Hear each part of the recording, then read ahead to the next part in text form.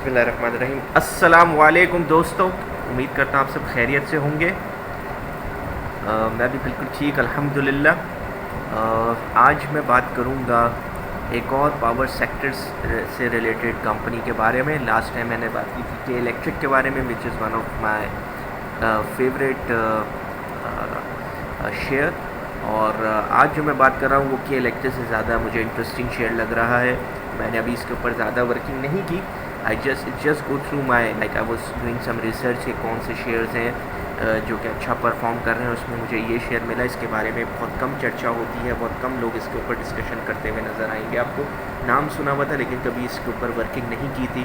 तो मैं first time इसके ऊपर वर्किंग कर रहा हूँ।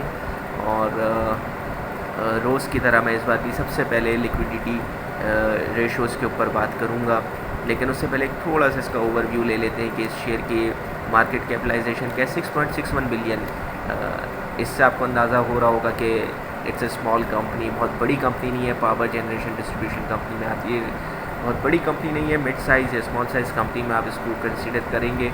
लेकिन ये है कि ये शेयर जो है बहुत पॉजिटिव में, हालांकि स्टॉक मार्केट लास्ट फ्राइडे, आज संडे है, लास्ट फ्राइडे नेगेटिव थी, still this share was quite positive और 2.64% से इम्प्रूव कर रहा है, इंक्रीज़ हुई इसकी प्राइस।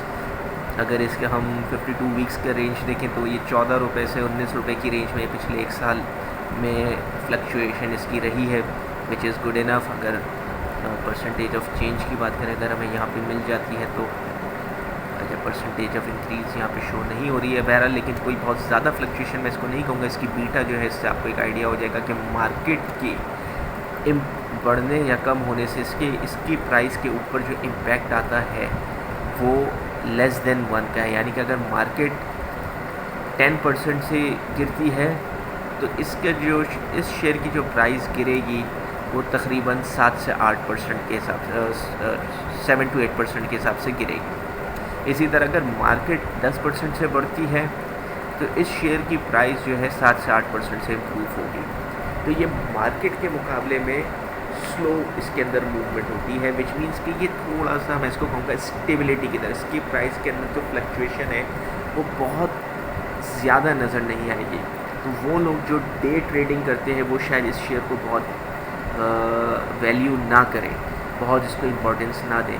लेकिन वो लोग जो लॉन्ग टर्म की इन्वेस्टमेंट करना चाहते हैं विद द पर्सपेक्टिव कि यार हमें एक रेगुलर डिविडेंड चाहिए, तो मैं ये आपको बता दूं ये बहुत अच्छा शेयर है रेगुलर डिविडेंड के पर्सपेक्टिव से। और इसको अभी हम देख भी लेते हैं। अच्छा, इसकी परफॉर्मेंस के यहाँ पे आ भी रहे, मुझे नज़र नहीं आया था, अभी दिखा कि आप इसकी देखें एक साल के अंदर जो इसकी प्राइस में फ्लक्चुएशन है 1.24% की है। विद इन 1 मंथ जो है अभी रिसेंटली इसकी प्राइस में बहुत ज़्यादा फ्लक्चुएशन आ गई है। ऑल्दो अगर देखा जाए जैसे कि इसके बीटा से हमें पता चल रहा है ओवरऑल ये बहुत स्टेबल शेयर है और ये प्राइस रेंज से भी हमें आइडिया हो रहा है। अच्छा, अब मैं जैसा कि पहले भी कह चुका हूँ कि I look at the liquidity ratio first. इसकी लिक्विडिटी रेशो देखते हैं। करंट रेशो इसका 1.33, ज़बरदस्त। एनीथिंग अबव 1 करंट रेशो में आई कंसिडर इट गुड। और इसी तरह क्विक रेशो 1.37। तो इसकी लिक्विडिटी रेशो तो ये शो कर रहे हैं कि भाई इट्स अ गुड शेयर, यानी कि इसे आज यानी शॉर्ट टर्म के लिए भी इसको लिया जा सकता है। लिक्विडिटी बेसिकली करंट एसेट और करंट लायबिलिटी के थ्रू निकाला जाता है, तो लिक्विडिटी रेशो आपको बता रहा होता है शॉर्ट टर्म के पर्सपेक्टिव से ये शेयर अच्छा है कि नहीं। जैसे ये शेयर आपको शॉर्ट टर्म में कुछ ना कुछ रिटर्न बना के देगा। अच्छा, अब इसकी सॉल्वेंसी देख लेते हैं। सॉल्वेंसी बेसिकली सॉल्वेंसी रेशो देखने का जो मकसद होता है, as I have told earlier as well, कि आप किसी शेयर को लॉन्ग रन में किस तरीके से देख रहे हैं, या जब वो कंपनी डिज़ोल्व होगी तो एक शेयर होल्डर के लिए उसमें कुछ फ़ायदा होगा या नुकसान तो नहीं होगा। तो सॉल्वेंसी के बारे में जो सबसे इंपॉर्टेंट मैं समझता हूँ रेशो है वो टोटल डेट टू एसेट है। डेट टू इक्विटी रेशो भी देखा जाता है और डेट टू एसेट रेशो भी देखा जाता है। जब हम टोटल डेट टू एसेट्स देखते हैं तो इसमें हमें पता चलता है कंपनी की जो टोटल एसेट्स है उसमें से जो डेट के थ्रू फाइनेंसिंग हुई हुई है वो सिर्फ 41% की हुई हुई है। यानी कि 59 to 60% जो है आपकी जो इस कंपनी की जो एसेट्स हैं वो ओनर्स इक्विटी या कैपिटल ओनर्स के थ्रू जो है या शेयर होल्डर के थ्रू जो है वो उसकी फाइनेंसिंग हुई हुई है। विच मीन्स कि अगर कल को ये कंपनी डिज़ोल्व होती है लेट्स से कंपनी के ओनर्स कहते हैं यार इस कंपनी को अब ताला लगा दिया जाए, हम इसके एसेट सेल आउट कर रहे हैं, तो जब भी इसके एसेट सेल आउट होंगे तो लेट्स उस एसेट की वर्थ है 1 करोड़ रुपये, तो 1 करोड़ में से 40 लाख रुपए जो है वो डेट फाइनेंसर्स जो है उनको चले जाएंगे, क्योंकि असूल ये है, इट्स अ लॉ, कि सबसे पहले जो लाइबिलिटीज़ कवर होती हैं वो डेट फाइनेंसिंग जो होगी, जो बैंक्स हैं या जो और दूसरे कंपनी से जिन्होंने इसका जो सैफ पावर को जो लोन दिया होगा उनके पहले जो है लोन्स को कवर किया जाएगा। तो जो डेट फाइनेंसिंग होती है उसको सबसे पहले कंपनी जो है कवर करती है, दिस इज़ बाय लॉ। और उसके बाद फिर सबसे एंड में बारी आती है इस कॉमन स्टॉक होल्डर्स की, यानी कि जो शेयर होल्डर्स होते हैं उसमें भी पहले प्रेफरेंस होती है, प्रेफरेंस शेयर को, उसके बाद आता है कॉमन स्टॉक होल्डर्स। तो ये जो हम शेयर स्टॉक मार्केट से ले रहे होते हैं, this is normally it's a common stock share. तो इसमें सबसे लास्ट में नंबर आता है जब सारी लाइबिलिटीज़ कंपनी अपनी पे ऑफ कर देती है, उसके बाद जो एसेट के जो पैसे बचते हैं, एसेट सेल आउट करने के बाद जो पैसे बचते हैं वो इन शेयर्स होल्डर्स में डिस्ट्रीब्यूट होते हैं। तो 60% एसेट जो है ये वो है जो कि ओनर्स इक्विटी के अंदर आता है, यानी कि ओनर्स इक्विटी या कैपिटल के थ्रू इसकी फाइनेंसिंग हुई हुई है या रिटेन अर्निंग के थ्रू फाइनेंसिंग हुई हुई है। तो सॉल्वेंसी के पर्सपेक्टिव से भी बहुत अच्छा शेयर है। और लॉन्ग डेट टू इक्विटी देखा जाए तो उसमें भी आप देख सकते हैं लॉन्ग टर्म डेट्स इस कंपनी के बहुत थोड़े से हैं, ज़्यादातर जो इसके डेट्स हैं वो शॉर्ट टर्म डेट्स हैं और वो भी कोई बहुत ज़्यादा डेट्स नहीं लिए हुए इस कंपनी ने। सो ओवरऑल शॉर्ट टर्म और लॉन्ग टर्म के पर्सपेक्टिव से जो इंडिकेटर्स हैं वो इसको बहुत पॉजिटिव शो कर रहे हैं। अब हम इसके प्रॉफिट मार्जिन को भी देख लेते हैं कि इन टर्म्स ऑफ रिटर्न क्या मिलता है। पहली चीज़ तो लिक्विडिटी और सॉल्वेंसी से पता चलता है कि शॉर्ट टर्म में ये सेफ़ है और लॉन्ग टर्म में सेफ़ है। Yes, short term long term दोनों के लिए दोनों रेशो से हमें पता चल रहा है, दोनों इंडिकेटर जो है इसको हाईलाइट कर रहे हैं कि ये शॉर्ट टर्म के लिए भी अच्छा शेयर है, लॉन्ग टर्म के लिए भी अच्छा शेयर है। लेकिन अब सवाल ये आ जाता है शेयर तो अच्छा है लेकिन क्या रिटर्न बहुत अच्छा देगा या एवरेज देगा या बस ओके या बहुत लो रिटर्न दे रहे हैं। नेट प्रॉफिट मार्जिन इसका बहुत अच्छा है 26.57। अगर नेट प्रॉफिट मार्जिन है, मैं समझता हूँ कि एक बहुत अच्छा नेट प्रॉफिट है। 20 से 30% का अगर कोई कंपनी नेट प्रॉफिट मार्जिन कमा रही है, 40% तक जा रही है तो बहुत अच्छी बात है। यानी एटलीस्ट मैं समझता हूँ 20% का नेट प्रॉफिट मार्जिन होना चाहिए जो कि मीट कर रही है। इसी तरह ग्रॉस प्रॉफिट मार्जिन जो है वो 37.31 है, which is again very good. Net profit margin को थोड़ा सा और ब्रीफली बता देता हूँ कि कंपनी ने जो भी सेल किया, लेट से 100 रुपये की चीज़ सेल की, सारे एक्सपेंसेस कटने के बाद कंपनी को फाइनल में एंड में क्या बचते हैं तो 26 रुपये बचते हैं। 100 रुपये की अगर सेल करती है कंपनी तो उसमें से 26 रुपये उसकी जेब में जाते हैं। इस 26 रुपये से ये जो 26 रुपये इसकी जेब में जा रहे हैं या कंपनी के पास आ रहे हैं जो प्रॉफिट के टर्म में, इसमें से कंपनी कुछ परसेंटेज जो अपने शेयर होल्डर को दे देती है और बाकी जो वो री इन्वेस्ट कर देती है। तो कितना परसेंट ये अपने शेयर होल्डर में डिस्ट्रीब्यूट कर देते हैं अपने प्रॉफिट में से, ये भी अभी हम देख लेते हैं।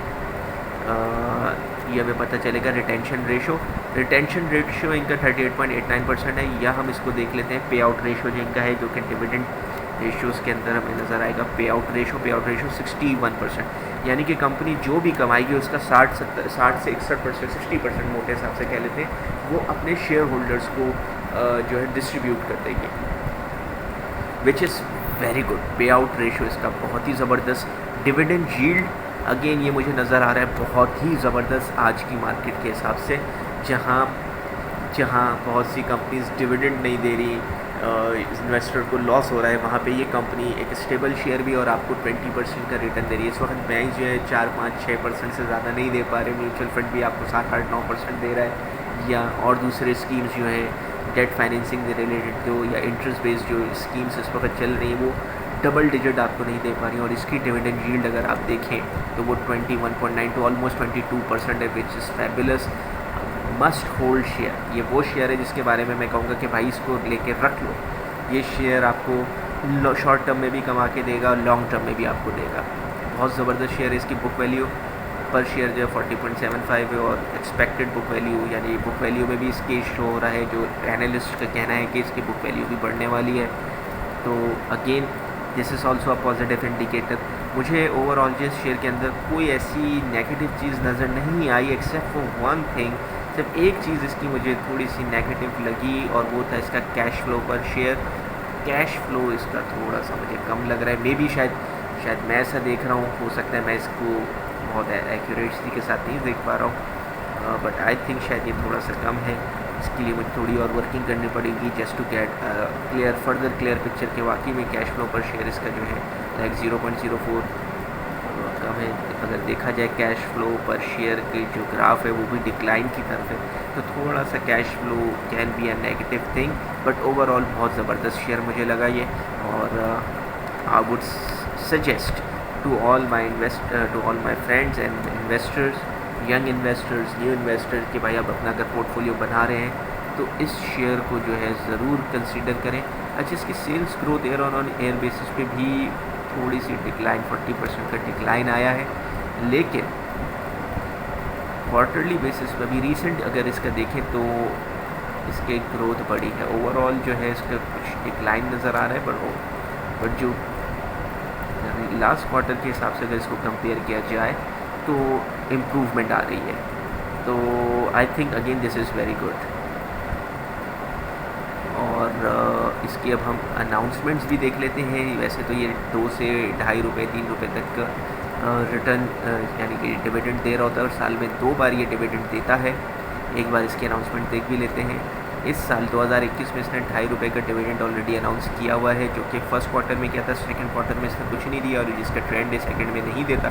थर्ड क्वार्टर में नॉर्मली ये डिविडेंड देता है, लेकिन इस बार इसने डिविडेंड नहीं दिया। ऑल्दो इसकी अर्निंग पर शेयर अच्छी है, प्रॉब्ली शायद कैश फ्लो का मसला हो। बाज़ कंपनी को जब कैश फ्लो का मसला होता है तो वो डिविडेंड को पोस्टपोन कर देती है, या वो किसी क्वार्टर में अनाउंस नहीं करती, just due to sometimes due to cash flow. लेकिन अगर कंपनी की पॉलिसी है कि वो ₹2.5 से ₹3 डिविडेंड देती है साल के, तो वो डेफिनेटली अगर थर्ड में नहीं दिया तो फोर्थ क्वार्टर में डेफिनेटली देगी। इसके शेयर प्राइस के ऊपर जाने की एक वजह मुझे जो लगती है वो यही है कि अभी लोग एक्सपेक्ट कर रहे हैं कि ये डिविडेंड देगी। अगर थर्ड क्वार्टर में नहीं तो फोर्थ क्वार्टर में डेफिनेटली इसने डिविडेंड देना है। ₹1-1.5 हो सकता है ₹2 दे दे, लेट्स सी। इसकी जो अर्निंग पर शेयर्स हैं वो तो बहुत अच्छे शो हो रहे हैं पिछले 3 क्वार्टर के, 6.14, 1.81 और 2.02। ये company I am quite sure कि बहुत अच्छा डिविडेंड जो है आने वाले दिनों में देगी। अगर मैं 2020 की भी बात करूँ तो इसने तकरीबन 3 से ₹3.5 का डिविडेंड दिया है। इससे पहले भी ₹2-2.5 का डिविडेंड देती रही है, तो बहुत अच्छा शेयर है, इसमें ज़रूर इन्वेस्ट करें। मैं ये नहीं कहूँगा सारे पैसे इसी में डालते हैं, और तो इसके स्टैट्स को देखकर, इसके एनालिसिस करने के बाद तो लग ऐसा रहा कि यार सारे पैसे इसी में डाल दो, क्यों इधर उधर में रिस्क लूँ। लेकिन स्टिल फाइनेंस के एक असूल है, never put all your bags in one basket. So diversify ज़रूर रखें, और अपनी डाइवर्सिफिकेशन में इस शेयर को आई वुड सजेस्ट कि ज़रूर रखें, इस शेयर को ज़रूर कंसीडर करें। That's all from my corner. उम्मीद करता हूँ आपको आज की वीडियो पसंद आई होगी। मेरे चैनल को लाइक करें, सब्सक्राइब करें, और कमेंट बॉक्स में अपने व्यूज़ ज़रूर दें। कोई ऐसी इन्फॉर्मेशन आप समझते हैं जो कि मैं आपसे शेयर कर सकूँ, कोई शेयर, किसी पर्टिकुलर शेयर के बारे में आप जानना चाह रहे हैं, तो डू लेट मी नो, ताकि उसके ऊपर भी बात हो सके। अपना और अपने सोशल सर्कल में जो भी लोग हैं सबका ख्याल रखिए। मिलते हैं इंशाल्लाह एक नेक्स्ट वीडियो के साथ। टेक केयर, अल्लाह हाफ़िज़।